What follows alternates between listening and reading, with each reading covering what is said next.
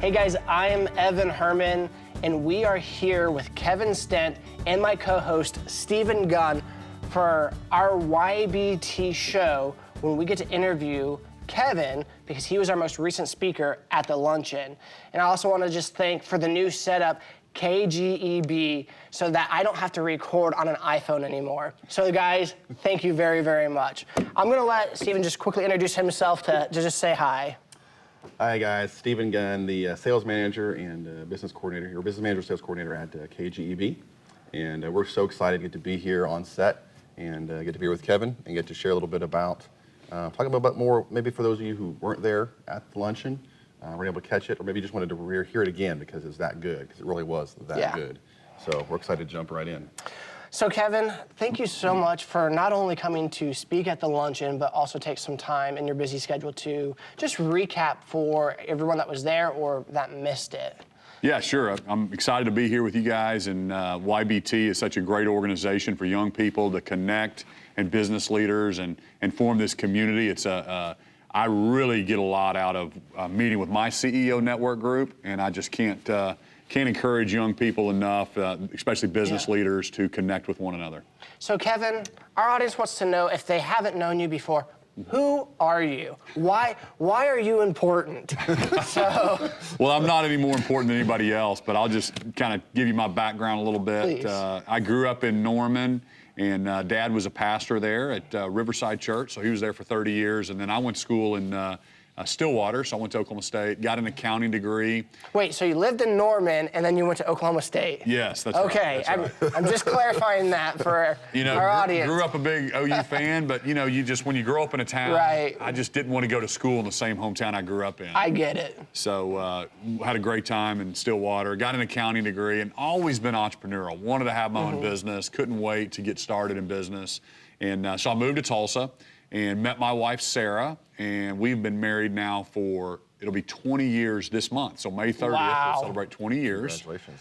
Yeah. And how many kids? 6 children, yeah. Wow. Our oldest is 17 and the baby's 4, 3 boys and 3 girls. So it's certainly busy around the house, and I love being a dad and so you got a starting lineup and one on the bench for a basketball team. That's right. Well, awesome. Kevin, so tell us a little bit about your mortgage company and just kind of where you started with that. Yeah, sure. So after college, I started my company. First, I worked for a couple years in the mortgage business as just a mortgage loan officer. Learned the business from the sales perspective, and then I started my company with $1,000 in a computer back in 2000.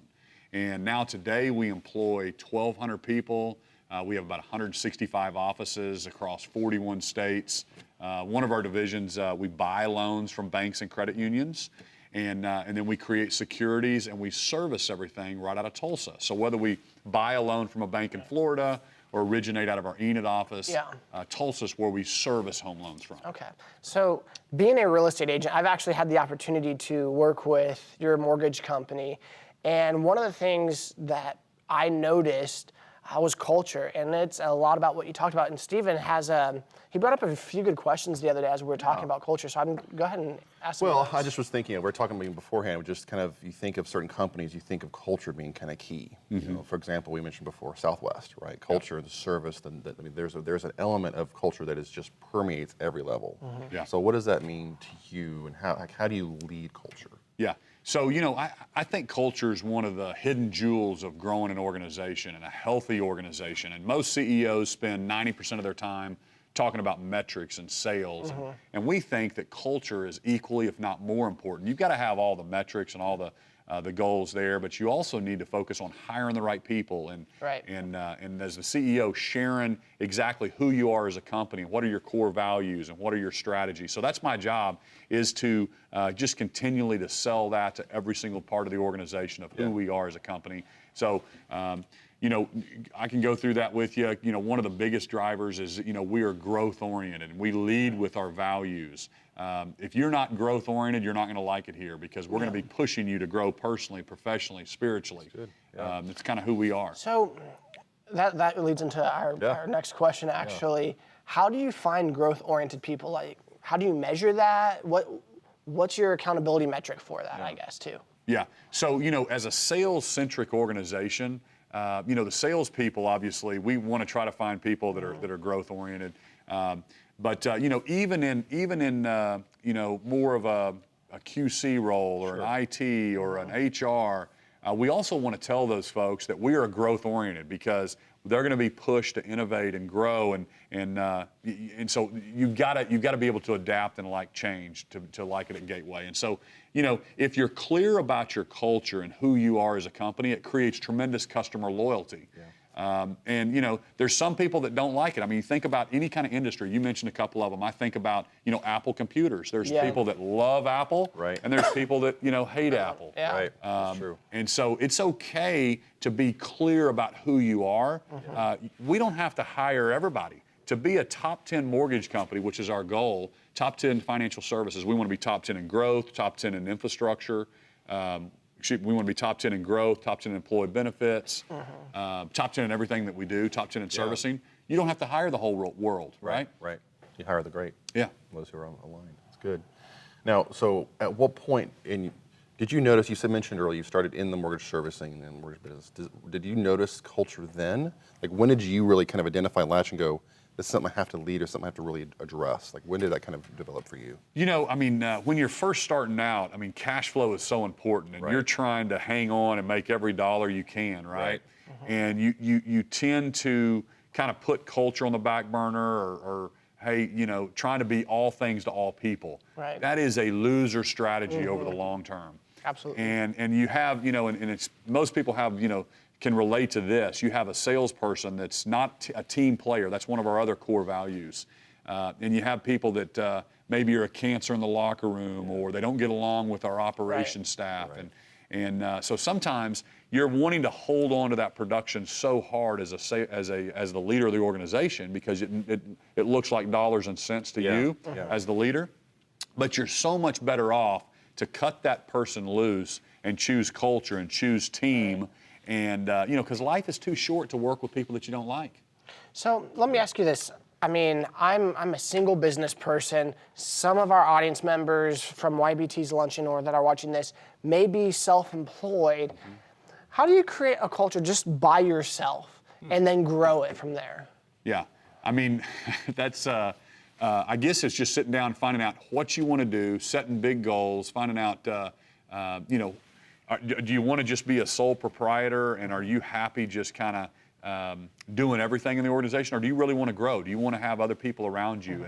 And that's kind of a different strategy if you want to try to take it to the next level. Because here's the deal: we all have a limited amount of time, and so if you really want to grow in business, you've got to learn to work with people, and not necessarily, you've got to be able to work with a team and bring them together. And I read a book in my 30s, and I was kind of the rugged individual and the guy that charged the hill and was like, we're gonna go, right? That's you.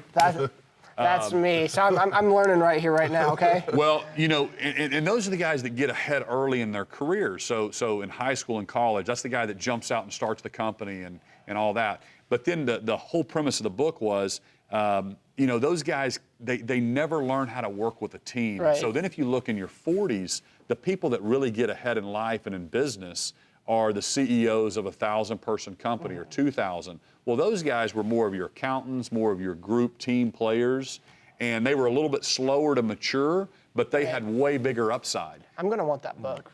Well, it's so true, because the entrepreneur, it's 90% of entrepreneurs that start the business, that you need that person, but they're not the same guy that's the CEO when it's a 1,200-person company. Well, I wanted to grow into that person. Exactly. So I knew I need to say, you know what? It's not about me. I've got to learn to work with people, bring people smarter than me around me, and defer to others. Because as the entrepreneur, you always think you can do it better, and you're the one that started it. But you've got to learn to defer and work with people and bring people around and encourage them. And when they make a mistake, it's no big deal, and encourage them to keep going. And that's the kind of leader I knew I wanted to be, so I could move ahead in my 40s and 50s. That goes kind of to the next point, where you talked about being street smart. And so if you want to... Oh, go ahead. Okay. Yeah, go ahead. So you talked about being street smart in your company. And I'm thinking, okay, well, what does street smart mean for being in business? And you kind of broke it down where you enable your employees across the board to make the right decision, regardless of what policies. Because, I mean, you and I were talking about yesterday, I can't tell you how many times I've been in scenarios where what's right by the company was wrong by me as the consumer. Sure. And I'm just kind of like, really? Like, this is only a few bucks for like the company. That's only a few bucks for me. But now you're going to lose me as a lifetime customer based off of the way you treated me. Yeah. I want you to speak to that. Good. I've got a really funny story about that. Please do. Great. This is so funny. There's a story about a guy who goes into a bank and he asked to speak to the president of the bank. Said I got an appointment with him, and the president of the bank wasn't there. So the teller said, "Hey, he's not here." And he said, "Well, okay. Well, while I'm here, I'd like to. What was the deal? I want to cash this check." And she said, "Well, I'm sorry, we can't cash a check unless you do some kind of transaction."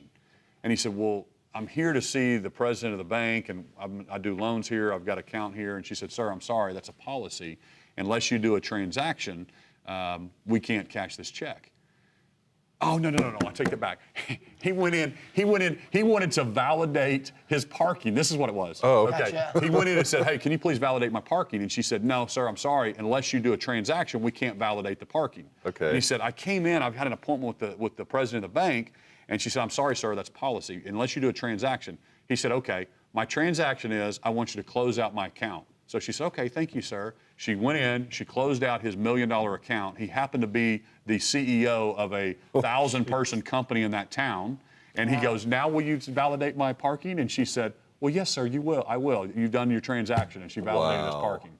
The point of that story is, policy sometimes gets in the way of common sense. And so what I tell our team is that we always want to be street smart. And if there's ever a decision, a policy that doesn't make sense for our customer or for our employee, I want to empower our people to change that.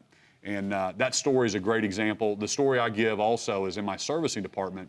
If one of our servicing staff could waive a late fee because somebody lost their payment or they promised that we lost their payment, you can do that and win a customer for life. That's going to be a street smart, a great decision. Yeah. It makes me think of some dealings I've had with some credit card companies where they, you make a payment and it's like 12:01, right? Like the deadline was 12 o'clock and it's 12:01. You're like, "I'm sorry, you're late fee." I'm like, "Okay, really? It took a while for process. I hit the button. It took, whatever the processing was. Can we not work with that?" And I've had some say, "No, that's our policy." I'm like, "Great," So I was like, "Fine, I'll just use my money on a different card." That's right. I pay my bills off every month, but it's like I'm still going to funnel some money through here. Like you're going to either have it or not, and so you take a choice. Yep, that's so true. So one of the ending questions that we want to ask all our people is, at the end of your life, what's the legacy that you want to leave? That people in the community say, "Hey, Kevin Stitt, he's ... Yeah. So, to me, it's all about my faith in my Heavenly Father. And, the Bible says, what good does it do a man to gain the whole world if he loses his soul? So I don't want to be defined by Gateway Mortgage Group. I want to be defined as, a God-fearing leader and a husband to my wife, Sarah, a great husband, a great father to my 6 children, want to have a great relationship with them and their future spouses. And, that's what, business comes and goes. And so this is just what I do. This doesn't define who I am. And so I really kind of hold everything very loosely. And I think when you have that type of attitude, the Lord loves that and continues to bless you. But, when you try to hold on to something too tight and it kind of overwhelms you, you can get so tight on making decisions.